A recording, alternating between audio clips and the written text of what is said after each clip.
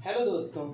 तो polity series में हम पिछले लेक्चर में मौलिक अधिकारों के बारे में पढ़ रहे थे, जिसके अंतर्गत हमने आर्टिकल 12 और आर्टिकल 13 को कंप्लीट किया था। आज से हम जो वर्तमान में हमें 6 मौलिक अधिकार मिले हुए हैं उनको एक एक करके पढ़ना स्टार्ट करेंगे, जिसमें कि पहला मौलिक अधिकार मैंने बताया था कि जो पहला मौलिक अधिकार है वो है समता या समानता का अधिकार। समता का अधिकार।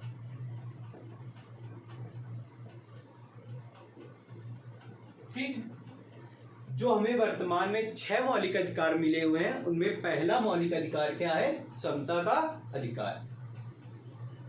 इसके अंदर आने वाले जो मैंने आपको आर्टिकल बताए थे वो आर्टिकल थे आर्टिकल 14, 15, 16, 17 और 18। ये 5 आर्टिकल जो समता के अधिकार के अंदर हमें पढ़ने हैं वे हैं 14, 15, 16, 17 और 18। अगर मैं इनको आपको संक्षेप में समझाऊं तो आर्टिकल 14 बात करता है कानूनी समानता की। आर्टिकल 14 किसकी बात करता है? कानूनी समानता की। आर्टिकल 15 में बात करता है भेदभाव को समाप्त करने की। भेदभाव को समाप्त करने की। अब आप सोचेंगे कि भेदभाव को समाप्त करने की, लेकिन हम लोग तो पढ़ रहे हैं समता का अधिकार, इसमें समता का अधिकार तो दिख नहीं रहा। देखिए, जब समाज में भेदभाव होना कम हो जाएगा तभी तो लोगों के बीच में समानता आएगी। इसलिए आर्टिकल 15 भेदभाव को समाप्त करने की बात करता है, जिससे हम अपना पहला मौलिक अधिकार यानी कि समता का अधिकार पा सकें। इसके बाद जो आर्टिकल 16 बात करता है वो लोक नियोजन यानी कि सरकारी नौकरियों में, सरकारी नौकरियों में अगर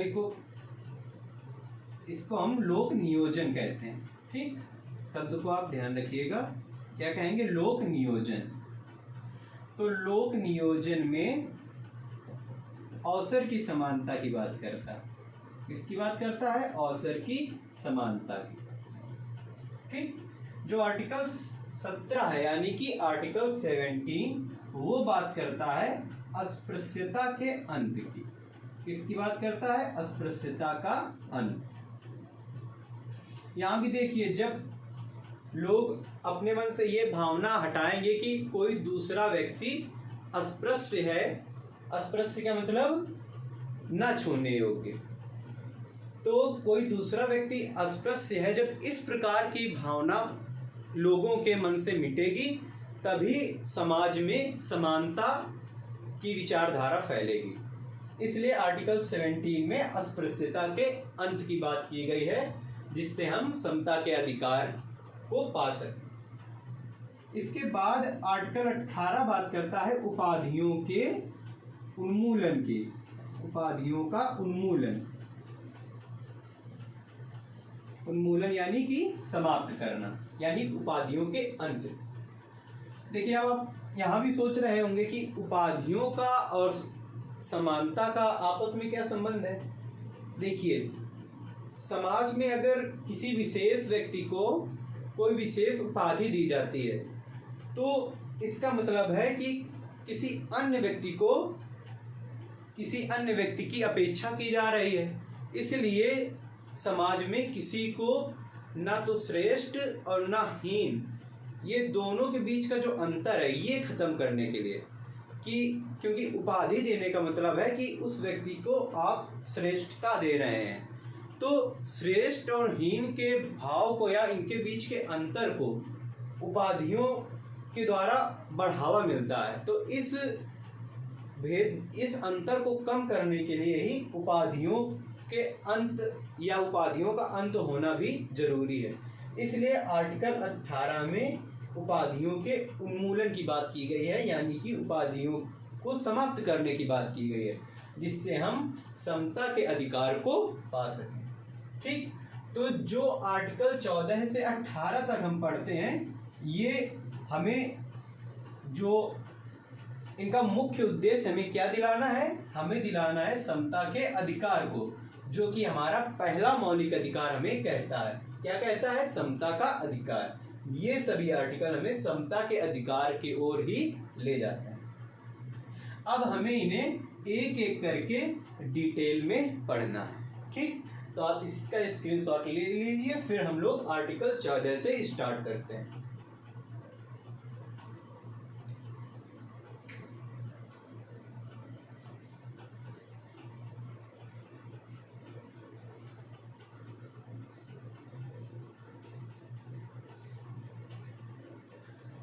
तो अब हम पढ़ने जा रहे हैं आर्टिकल 14। कौन सा आर्टिकल पढ़ने जा रहे हैं? आर्टिकल 14। आर्टिकल 14, मैंने आपको बताया कि आर्टिकल 14 क्या बात करता है? बात करता है कानूनी समानता की। आइए पहले समझते हैं कि जो संविधान निर्माता थे उनको कानूनी समानता लाने की आवश्यकता क्यों दिखी, यानी कि आर्टिकल 14 की जरूरत क्यों पड़ी। देखिए, हम अपने आसपास देखते हैं तो समाज के सभी व्यक्ति या समाज के सभी वर्ग या समाज के सभी संप्रदाय एक जैसी स्थिति में नहीं है। यानी कि हर प्रकार से अगर देखा जाए, चाहे फिजिकल अपीयरेंस की बात की जाए, यानी कि भौतिक परिदृश्य की बात की जाए, या आर्थिक दृष्टि से बात की जाए, हर प्रकार से कोई ना कोई व्यक्ति, यानी सभी व्यक्ति आपस में भिन्न हैं। जैसे कोई अमीर है तो कोई गरीब है, कोई पर्वतीय स्थानों में रह रहा है तो कोई उपजाऊ जमीनों पे रह रहा है, कोई काला है तो कोई गोरा है। इस प्रकार के बहुत सारे भेद हमारे समाज में हमें देखने को मिलते हैं। तो ये सारे भेद होते हुए भी सभी लोगों को उचित न्याय मिल सके, यानी कि इतने सारे भेद होते हुए भी सभी लोगों को उचित न्याय मिल सके, इसलिए आर्टिकल 14 को हमारे संविधान निर्माताओं ने हमारे संविधान में शामिल किया। तो ये था मोटो आर्टिकल 14 को संविधान में शामिल करने का। ठीक, तो मैंने आपको बताया कि आर्टिकल 14 बात करता है कानूनी समानता की। इसकी बात करता है कानूनी समानता की।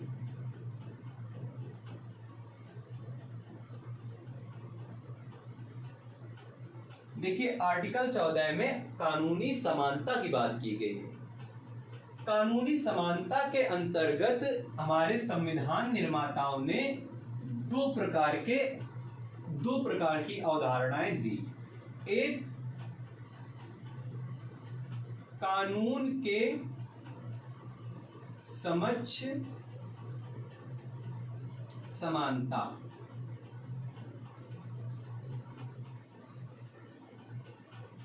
और एक अवधारणा दी कानूनों के समान संरक्षण की। कानूनों का समान संरक्षण, इसको अगर इंग्लिश में बोले तो कानूनों के समक्ष समानता का मतलब है इक्वालिटी बिफोर लॉ। इसको बोले तो कानूनों का समान संरक्षण, इक्वल प्रोटेक्शन ऑफ लॉस।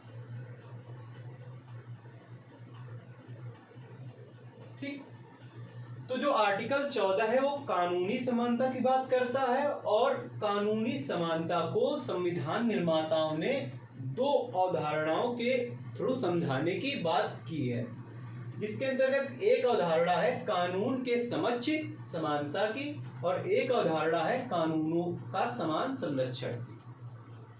अभी हम इनके अंतर को गहराई से समझेंगे। इसके पहले आप ये समझ लीजिए कि जो ये समानता शब्द है, तो ये समानता कितने प्रकार की होती है, इसके लिए हम अरस्तु का वर्गीकरण पढ़ेंगे। अरस्तु ने समानता को दो प्रकार से डिफाइन किया। कितने प्रकार से? दो प्रकार से। एक समानता इन्होंने कही पूर्ण समानता, और एक समानता इन्होंने कही आनुपातिक समानता। आनुपातिक समानता।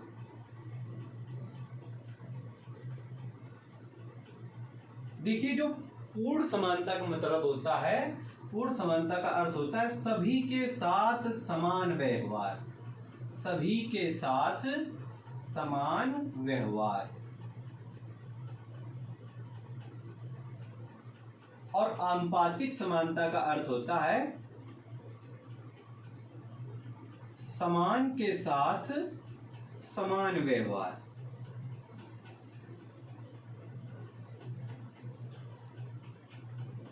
देखिए, इन दोनों में अंतर को समझिए।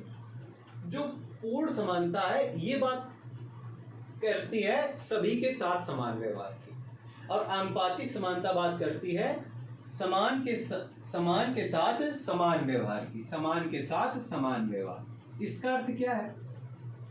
देखिए, अगर आप मान लीजिए किन्हीं दो लोगों के बीच में कोई प्रतियोगिता कराना चाहते हैं, जैसे मान लीजिए एक व्यक्ति है जो 20 से 25 की उम्र का है, और एक व्यक्ति है जो 60 से 70 की उम्र का है।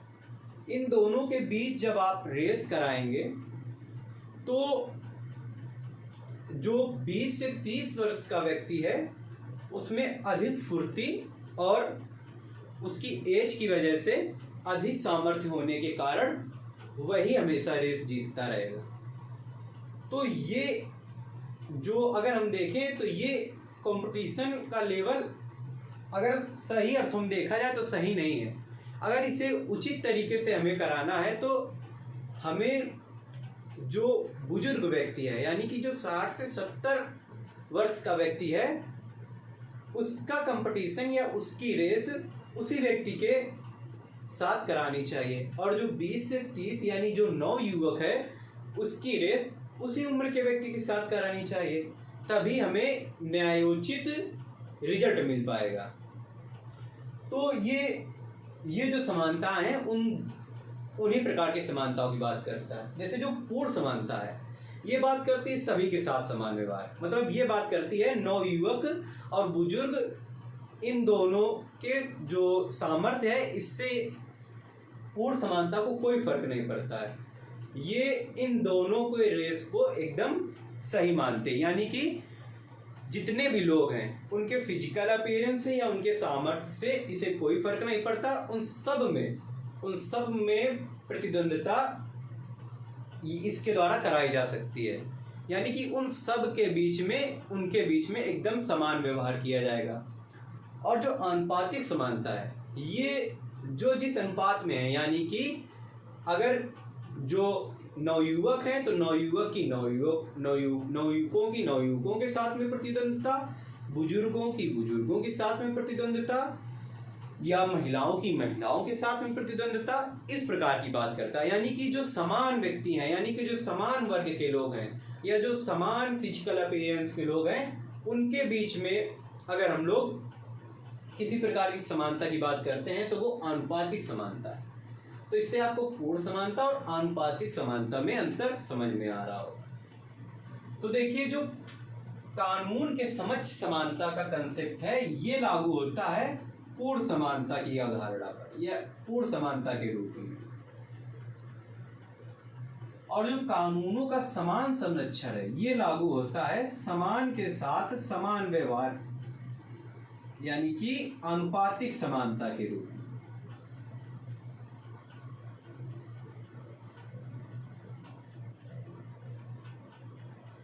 ऐसा क्यों है ये अभी हम समझेंगे। इसके पहले ये देखिए, जो कानून के समक्ष समानता की बात की गई है, यानी कि इक्वलिटी बिफोर लॉ की बात की गई है, ये हमने अवधारणा ली है यूके से, यानी कि यूनाइटेड किंगडम, यानी कि ब्रिटेन से। और कानूनों के समान संरक्षण, जो ये अवधारणा है, ये अवधारणा हमने ली है यूएसए से। कहाँ से ली है? यूएसए से। ठीक, तो इसे भी आप याद रखिए। देखिए, जो कानून के समझ समानता है, तो ये पूर्ण समानता की बात करता है। इसका अर्थ होता है कानून के समझ समानता का विशेषाधिकार का ना होना, विशेषाधिकार का ना होना।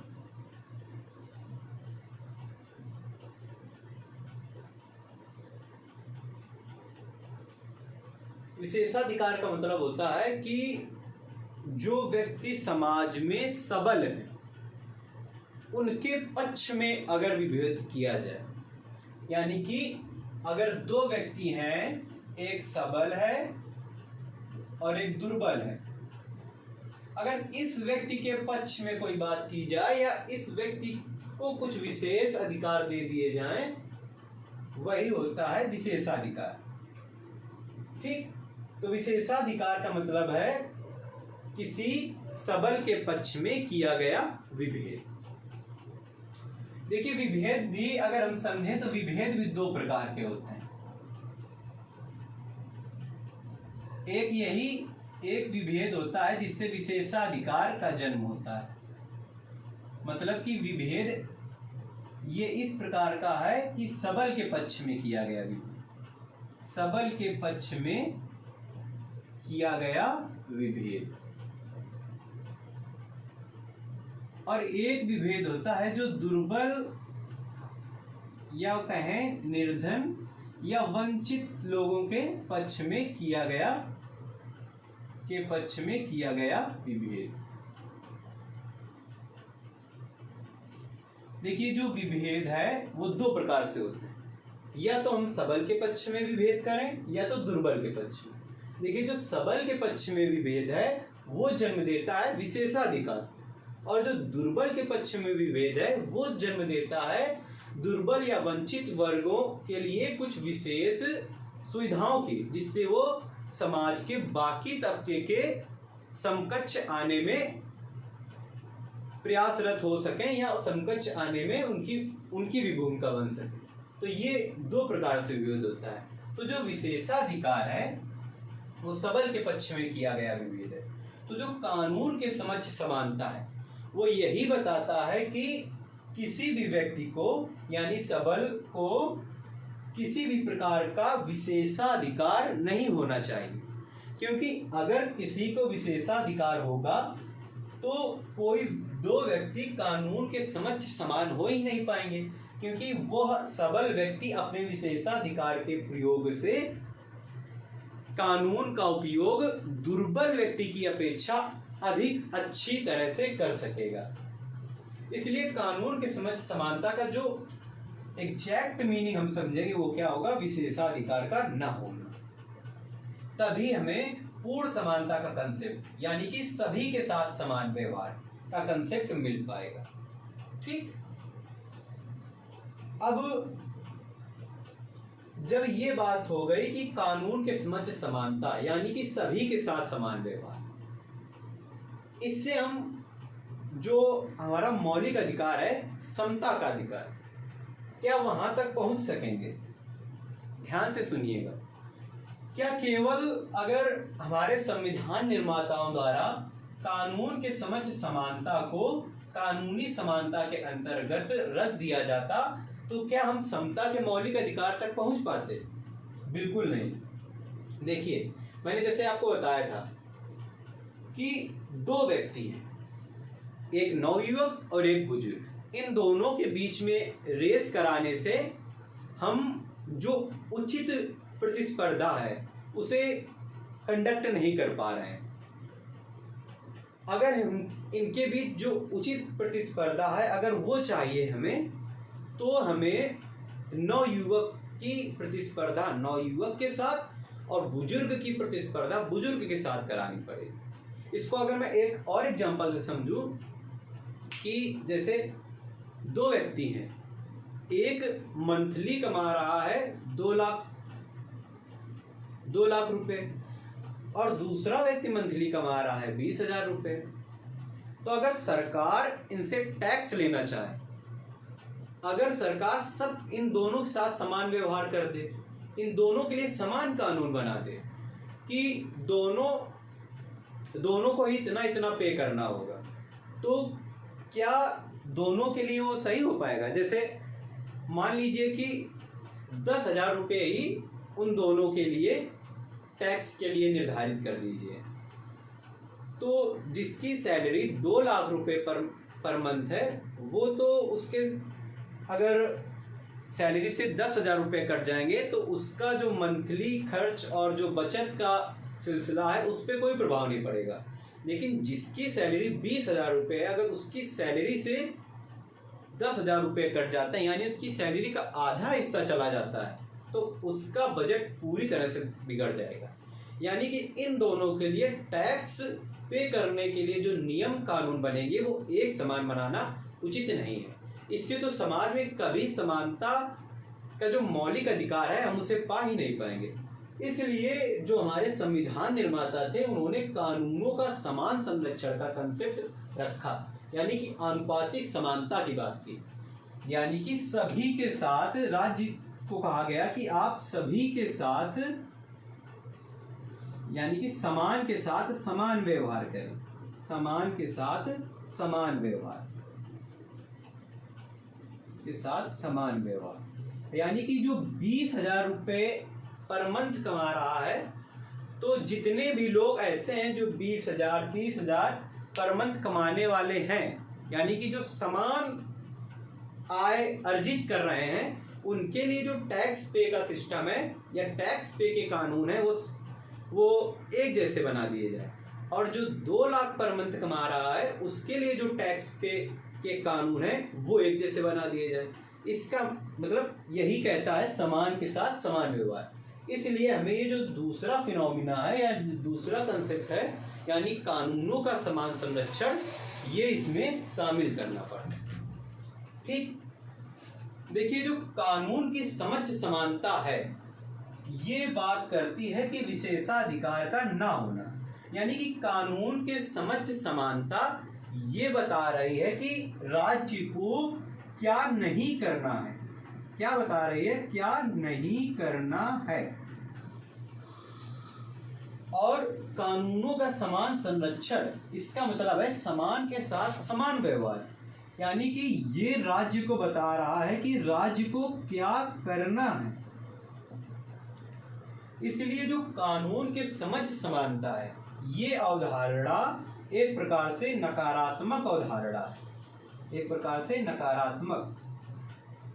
यहाँ पर नकारात्मक से मतलब ये बिल्कुल नहीं है कि ये एक बैड फिनोमिना है, यानी कि समाज के लिए बुरा फिनोमिना है, केवल यहाँ पर शब्दों की वजह से कि राज्य को बताया क्या जा रहा है कि क्या नहीं करना है। नहीं से यहाँ पर क्या मतलब है कि एक नकारात्मक अवधारणा है, और यहाँ पर राज्य को बताया गया है कि इसे क्या करना है, इसलिए ये है एक सकारात्मक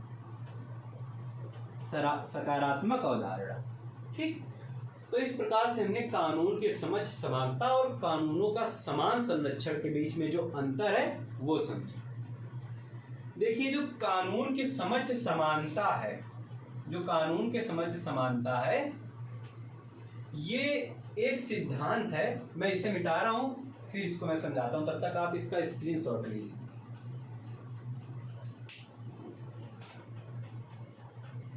मैं इसे मिटा रहा हूं।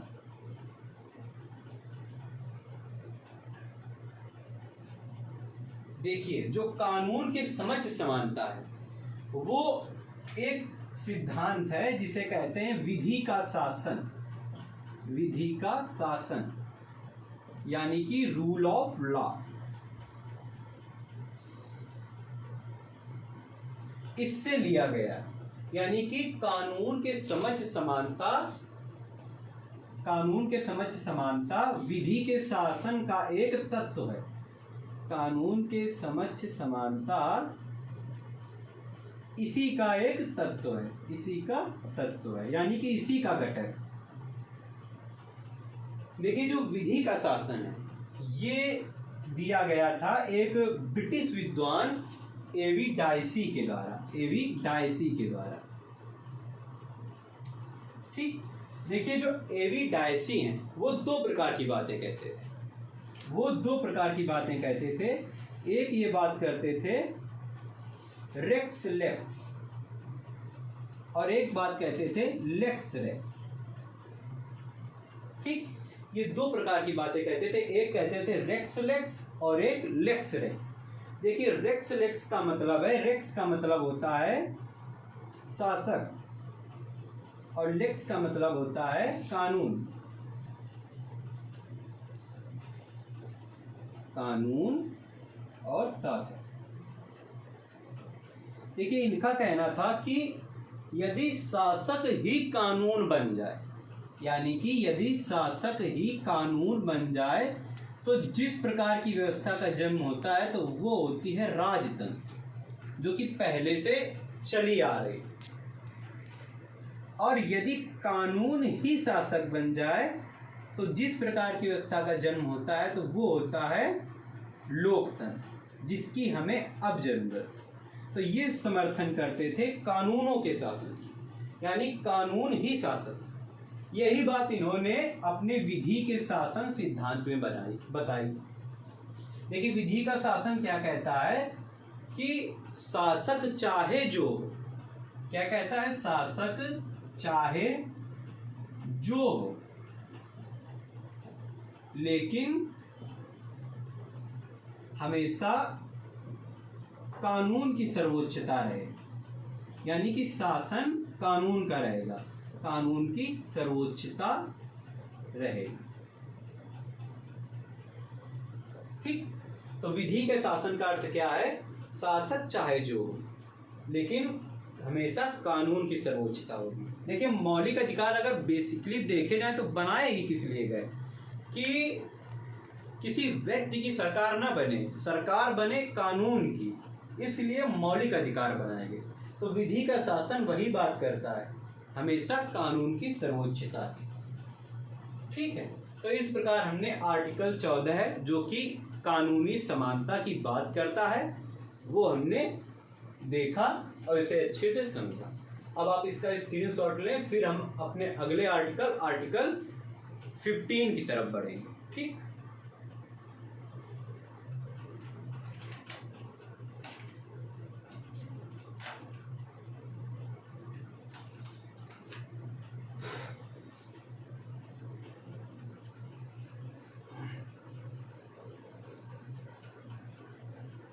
तो आपको आर्टिकल 14 के बारे में अच्छे से जानकारी मिल गई होगी और आपने इसे अच्छे से समझ लिया होगा। अब हम अपने अगले आर्टिकल 15 की तरफ बढ़ रहे हैं। तो सभी लोग हेडिंग डाल लीजिए आर्टिकल 15। Article 15, article 15। देखिए जो हमारा मूल संविधान था उसमें आर्टिकल 15 के अंतर्गत हमें आर्टिकल 15 क्लॉज 1, क्लॉज 2, क्लॉज 3 दिए गए। लेकिन बाद में धीरे धीरे संविधान संशोधन के द्वारा कुछ नए आर्टिकल या इसके कुछ नए खंड जोड़े गए, जिनमें से कि article 15 clause 3, clause 4 and clause 5 and clause 6। यानी कि वर्तमान की बात की जाए, वर्तमान स्थिति की बात की जाए तो आर्टिकल 15 में हमें कितने आर्टिकल पढ़ने होते हैं? 6 article. 15 clause 1, clause 2, clause 3, clause 4, clause 5 and clause 6। तो इन्हें ही हमें एक एक करके पढ़ना है। बेसिक बताते समय मैंने आपको आर्टिकल 15 के बारे में बताया था कि आर्टिकल 15 किसकी बात करता है? भेदभाव को समाप्त करने की। तो आइए पढ़ते हैं सबसे पहले आर्टिकल 15 क्लॉज 1, या जो हमें मूल संविधान में आर्टिकल मिले थे सबसे पहले हम इन्हें एक एक करके पढ़ते हैं।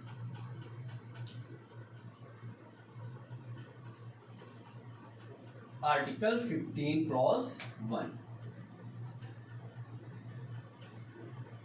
देखिए आर्टिकल 15 क्लॉज 1 क्या बात करता है? आर्टिकल 15 क्लॉज 1 बात करता है कि किसी भी व्यक्ति से उसके धर्म, जाति, स्थान, धर्म, जाति, जन्म स्थान, मूल वंश आदि आधारों पर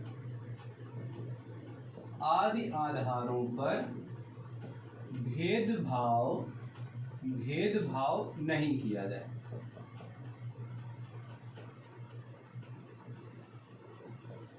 ठीक है, तो आर्टिकल 15 क्लॉज 1 बात करता है किसी भी व्यक्ति के साथ धर्म, जाति, जन्म स्थान, मूल वंश आदि के आधार पर भेदभाव ना करने की। अगला आर्टिकल इसी में जो मूल संविधान में हमें दिया था वो क्या था? Article 15 clause 2। अभी आप इन्हें नोट करिए, मैं फिर समझा रहा हूं। आर्टिकल 15 क्लॉज 2 कहता है ये जितने भी आधार हैं, धर्म, जाति, जन्म स्थान, मूल वंश, इन सब के आधार पर, यानी कि उपरोक्त आधारों पर, यानी कि ऊपर दिए गए आधारों पर किसी व्यक्ति को सार्वजनिक स्थानों पर प्रवेश से, सार्वजनिक स्थानों पर प्रवेश से नहीं रोका जाएगा। यानी कि किसी भी व्यक्ति को उसके धर्म, जाति, जन्म स्थान या मूल वंश के आधार पर किसी भी प्रकार के सार्वजनिक स्थान का मतलब जैसे मंदिर हो गए या सरकारी स्थान जितने भी हैं जैसे पार्क वगैरह, यहाँ कहीं भी किसी भी व्यक्ति को धर्म, जाति, मूल वंश, जन्म स्थान आदि के आधार पर जाने से नहीं रोका जा सकता है। ठीक, तो ये आर्टिकल 15 क्लॉज 2 कहता है। अब बात करते हैं आर्टिकल 15 क्लॉज 3। देखिए आर्टिकल 15 क्लॉज 3 क्या कहता है कि राज्य महिलाओं एवं बच्चों के लिए विशेष प्रावधान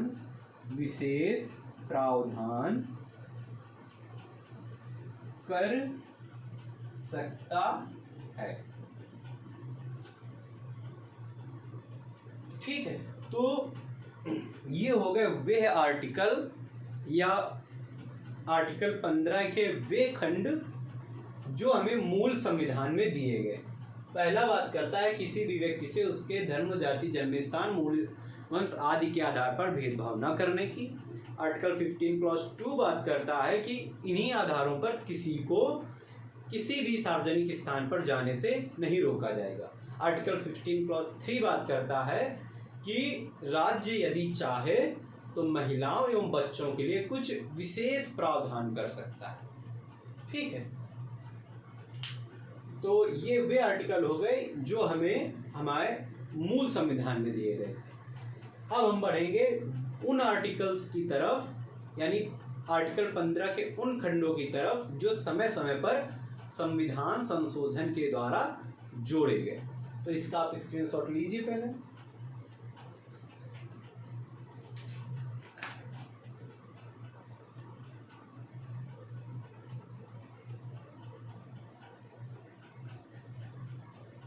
तो अभी आपको मैंने बताया था कि जो आर्टिकल 15 है उनमें कौन कौन से जोड़े गए संविधान संशोधनों के तहत नए खंड।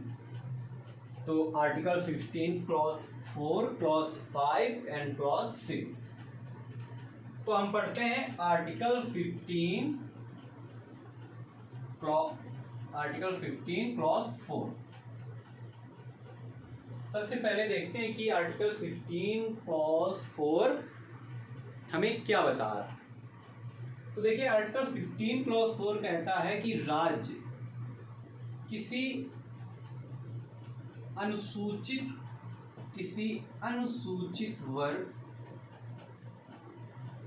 यानी कि शेड्यूल्ड कास्ट या अनुसूचित जनजाति यानी कि शेड्यूल्ड ट्राइब या किसी अन्य दुर्बल वर्ग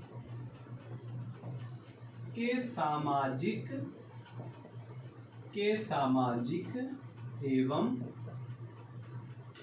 शैक्षिक हितों को बढ़ावा देने के लिए विशेष प्रावधान कर सकता है। ठीक, तो आर्टिकल 15 क्लॉज 4 ये कहता है कि राज्य किसी अनुसूचित वर्ग, अनुसूचित जनजाति या किसी अन्य दुर्बल वर्ग के लिए, ध्यान रखिएगा कि यहाँ पिछड़ा वर्ग शब्द का प्रयोग नहीं हुआ, किसी अन्य दुर्बल वर्ग के लिए के सामाजिक एवं शैक्षिक हितों को बढ़ावा देने के लिए विशेष प्रावधान कर सकता है। तो देखिए जो आर्टिकल 15 क्लॉज 4 है, ये मैंने कहा कि ये जो आर्टिकल्स हैं 15 क्लॉज 4, क्लॉज 5, क्लॉज 6 किसी विशेष संविधान संशोधन द्वारा जोड़े गए। तो ये जोड़ा गया था हमारे प्रथम संविधान संशोधन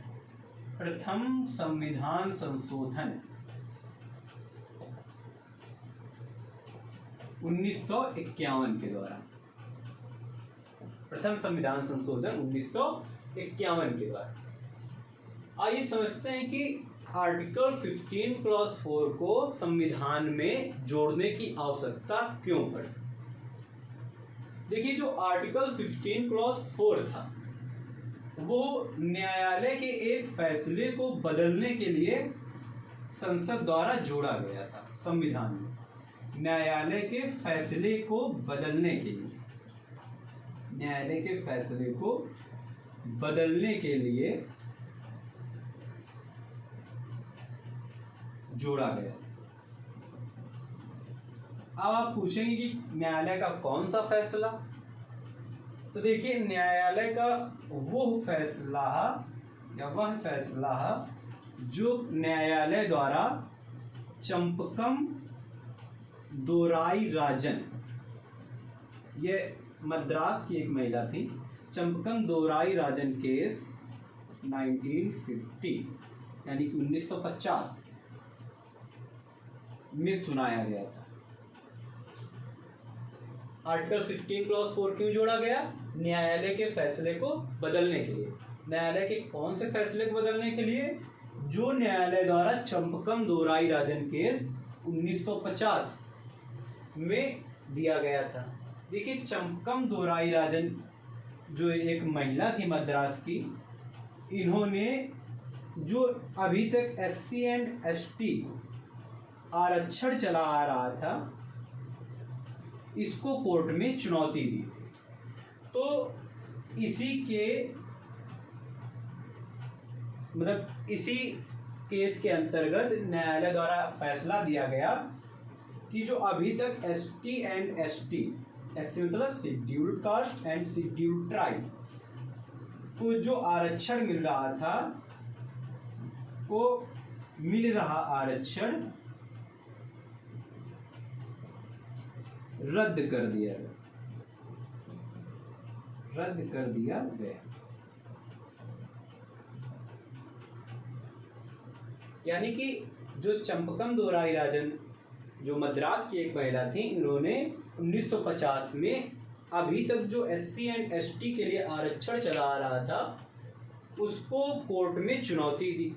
तो उस केस का जो फैसला न्यायालय द्वारा दिया गया उसमें जो आरक्षण था उसे रद्द कर दिया गया। अब आपके मन में आ रहा होगा कि ये SC एंड ST को आरक्षण कब से मिला और कितना कितना मिल रहा था। अभी तक तो आपने इसको यहाँ पे कहीं सुना नहीं। तो देखिए, जब आपने एक हिस्ट्री में एक चीज पढ़ी होगी, पूना पैक्ट। पूना पैक्ट ये कब हुआ था? 1932 में।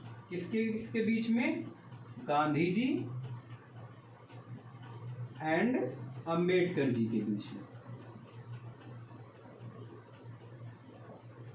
तो देखिए, जब पूना पैक्ट हुआ 1932 में गांधी जी एंड अंबेडकर जी के बीच में, तो कांग्रेस और गांधी जी द्वारा अंबेडकर जी को ये विश्वास दिलाया गया, ये भरोसा दिलाया गया कि जब देश आज़ाद होगा, यानी जब उनकी सरकार बनेगी, उसके बाद जो SC एंड ST वर्ग है, ध्यान रखिए केवल इन्हीं शब्दों का प्रयोग हुआ है, पिछड़ा वर्ग शब्द का प्रयोग अभी तक नहीं हुआ। तो जो SC एंड ST वर्ग हैं, इनके लिए चाहे सरकारी नौकरी हो या कुछ विशेष प्रकार के की छूटें हो, उन सब में आरक्षण दिया जाएगा। तो जब अंतरिम सरकार का गठन हुआ, तो उसके बाद इसी बात को मद्देनजर रखते हुए अंतरिम सरकार के गठन के बाद SC वर्ग के लिए 15% आरक्षण और ST वर्ग के लिए 7.5% आरक्षण दे दिया गया। तो वही आरक्षण फिलहाल चला आ रहा था, जिसको चंपकम दोहराई राजन केस में 1950 में चुनौती दी गई और न्यायालय द्वारा इस आरक्षण को रद्द कर दिया गया। तो न्यायालय के इस पूरे फैसले को बदलने के लिए ही आर्टिकल 15 क्लॉज 4, क्योंकि ये बात भी पूरी करनी थी, तो आर्टिकल 15 क्लॉज 4 को प्रथम संविधान संशोधन 1951 के द्वारा संविधान में जोड़ा गया।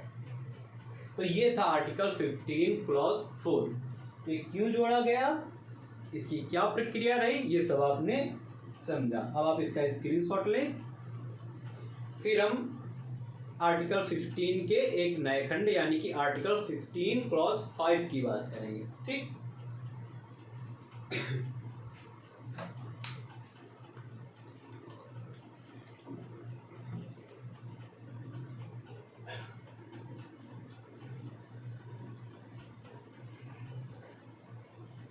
तो आपने आर्टिकल 15 क्लॉज 4 को समझ लिया। अब हम आर्टिकल 15 क्लॉज 5 की ओर बढ़ते हैं।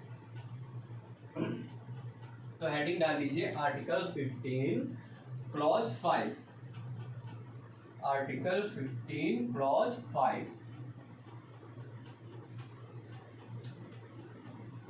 देखिए, आर्टिकल 15 क्लॉज 5 मैंने आपको बताया जैसे कि ये भी संविधान संशोधन के द्वारा ही जोड़ा गया। तो किस संविधान संशोधन के द्वारा जोड़ा गया था? ये जोड़ा गया था 93वां संविधान संशोधन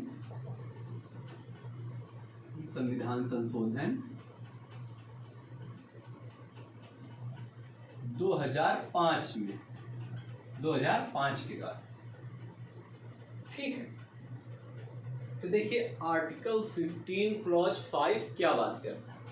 आर्टिकल 15 क्लॉज 5 कहता है कि राज्य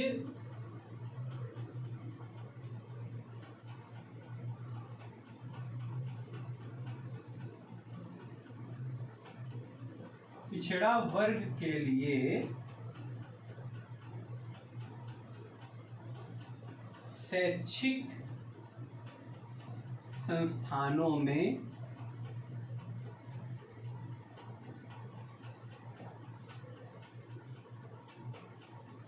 आरक्षण कर सकता है। यह निजी संस्थानों के लिए भी लागू होगा। यह निजी संस्थानों के लिए भी लागू होगा।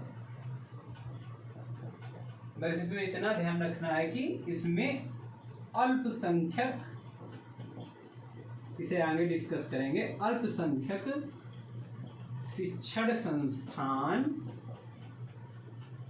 अल्पसंख्यक शिक्षण संस्थान नहीं शामिल होंगे, यानी कि अल्पसंख्यक शिक्षण संस्थान में आरक्षण नहीं होगा, मिल नहीं होंगे। ठीक, तो आर्टिकल 15 क्लॉज 5 बात करता है राज्य पिछड़ों वर्गों के लिए शिक्षण संस्थाओं में विशेष प्रावधान या आरक्षण कर सकता है, और ये बात निजी संस्थाओं के लिए भी लागू होगी, यानी सरकारी संस्थाओं में तो ये बात लागू ही होगी, साथ में ये बात निजी संस्थाओं में लागू होगी। एकमात्र इसका अपवाद होगा अल्पसंख्यक शिक्षण संस्थान, यानी कि अल्पसंख्यक शिक्षण संस्थान में ये नहीं शामिल हो, मतलब नहीं लागू होगा। अल्पसंख्यक शिक्षण संस्थान क्या होते हैं ये हम आगे पढ़ेंगे। तो अभी आप फिलहाल समझिए कि आर्टिकल 15 क्लॉज 5 93वें संविधान संशोधन 2005 के द्वारा जोड़ा गया, और ये पिछड़ा वर्ग के लिए शैक्षिक संस्थाओं में आरक्षण की बात करता है, या उनमें नामांकन के लिए आरक्षण की बात करता है। ध्यान रखिएगा, जो आर्टिकल 15 क्लॉज 5 है ये सिर्फ शैक्षिक संस्थाओं में ही आरक्षण की बात करता है। ये सरकारी नौकरियों में आरक्षण की बात नहीं करता। इसके लिए हम लोग आर्टिकल 16 पढ़ेंगे, ठीक है। और ये भी याद रखिएगा कि ये जरूरी नहीं कि राज्य इसके लिए बाध्य ही हो, बाध्य नहीं है, ठीक है। उसकी मर्जी है, वो करना चाहे तो करेगा, नहीं तो नहीं। मतलब इसीलिए इसमें शामिल करने या मतलब लागू करने की सिर्फ बात की गई, ठीक है। तो इस प्रकार से हमने आर्टिकल 15 क्लॉज 5 को देखा। देखिए, इसी को मद्देनजर रखते हुए जो निजी संस्थाओं वाली जो बात कही गई थी, और इसके अलावा जो उच्च संस्थाएं हैं उनमें भी जो पिछड़ा वर्ग था उनको आरक्षण देने के लिए कुछ विशेष प्रयास किए गए, जिसके अंतर्गत 2006 में एक एक्ट पारित किया गया। 2006 में इसे कहते हैं केंद्रीय उच्च शिक्षण संस्थान अधिनियम।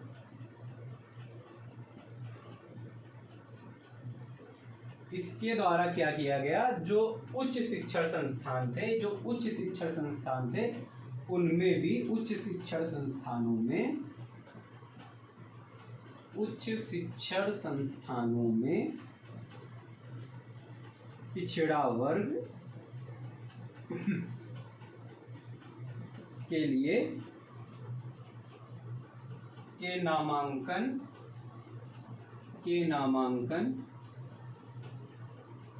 में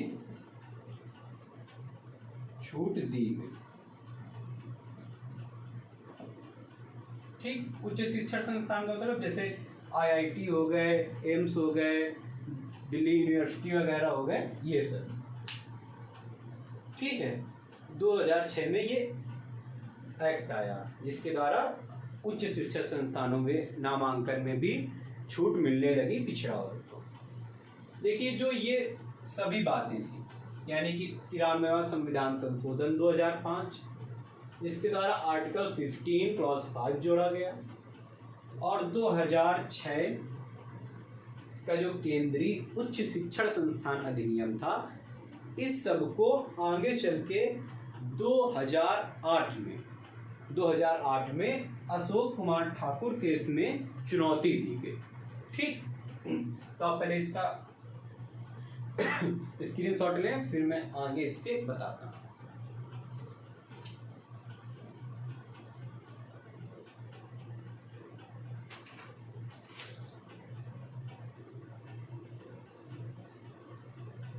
तो आपने इसका स्क्रीनशॉट ले लिया होगा। मैंने अभी क्या कहा कि जो 93वां संविधान संशोधन 2005 था,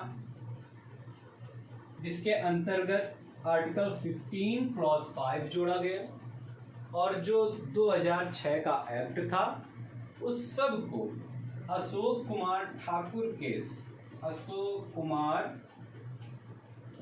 ठाकुर केस 2008 में न्यायालय में चुनौती दी, न्यायालय में चुनौती दी। किस किस को? 93वें संविधान संशोधन को, संविधान संशोधन को, आर्टिकल 15 क्लॉज 5 को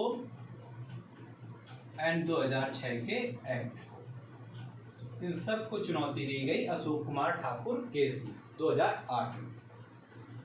तो जब चुनौती दी गई तो इसके बाद न्यायालय का जो फैसला आता है, न्यायालय के फैसले में इन सभी को सही ठहराया गया। न्यायालय के फैसले में इन सभी को सही ठहराया गया, इन सभी को सही ठहराया गया। यानी न्यायालय द्वारा कहा गया कि इनमें कोई समस्या नहीं है, ये सभी अपने स्थान पर उचित हैं या सही। तो इस प्रकार से हमने आर्टिकल 15 क्लॉज 5 या उससे जुड़े विवाद या उसके अंतर्गत सभी बातों को हमने समझ लिया। अब हम अपने अगले आर्टिकल 15 क्लॉज 6 की तरफ बढ़ेंगे। इससे पहले आप इसका स्क्रीनशॉट लीजिए।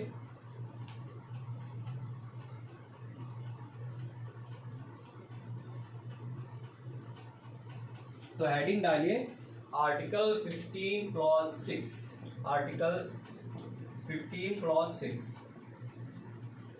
देखिए इसको आगे हम जब आर्थिक आधार पर आरक्षण पढ़ रहे होंगे, अभी 1-2 क्लास में ही हम वहां तक पहुंच जाएंगे, तो वहां पर हम इसको डिटेल में पढ़ेंगे। अभी आप इसमें केवल क्या प्रावधान किया गया आप उसे केवल समझ लीजिए। तो देखिए जो आर्टिकल 15 क्लॉज 6 है वो 103वें संविधान संशोधन, 103वें संविधान संशोधन 2019 के द्वारा जोड़ा गया। ये कहता है आर्थिक मतलब राज्य आर्थिक रूप से कमजोर वर्गों के लिए शैक्षिक, ये भी ध्यान रखिएगा कहां पर बात करता है, शैक्षिक संस्थाओं में, ना कि सरकारी नौकरियों में। इसके लिए हम आगे आर्टिकल 16 में बात करेंगे। तो राज्य आर्थिक रूप से कमजोर वर्गों के लिए शैक्षिक संस्थाओं में नामांकन हेतु विशेष प्रावधान या छूट दे सकता है, विशेष प्रावधान कर सकता है। ये बात करता है आर्टिकल 15 क्लॉज 6। इसे और आगे जब हम लोग आर्थिक आधार पर आरक्षण पढ़ रहे होंगे तो डिटेल में पढ़ेंगे, तब तक आप इसे इतना ही समझिए।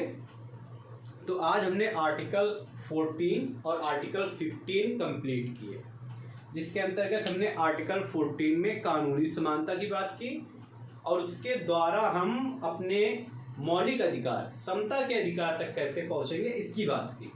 इसके बाद हमने पढ़ा आर्टिकल 15, इसके अंतर्गत हमने अपने मूल संविधान में प्राप्त आर्टिकल 15 क्लॉज 1, क्लॉज 2, क्लॉज 3 को पढ़ा। इसके बाद जो समय समय पर संविधान संशोधन के द्वारा आर्टिकल 15 में खंड या क्लॉज जोड़े गए उनको पढ़ा, जो कि आर्टिकल 15 क्लॉज 4, क्लॉज 5, क्लॉज 6 थे। ठीक, तो अगली क्लास में हम आर्टिकल 16 के बारे में चर्चा करेंगे और उसी से फिर हम थोड़ा बहुत आरक्षण के मुद्दों को भी पढ़ेंगे। तब तक के लिए पढ़ाई करते रहें। जय हिंद।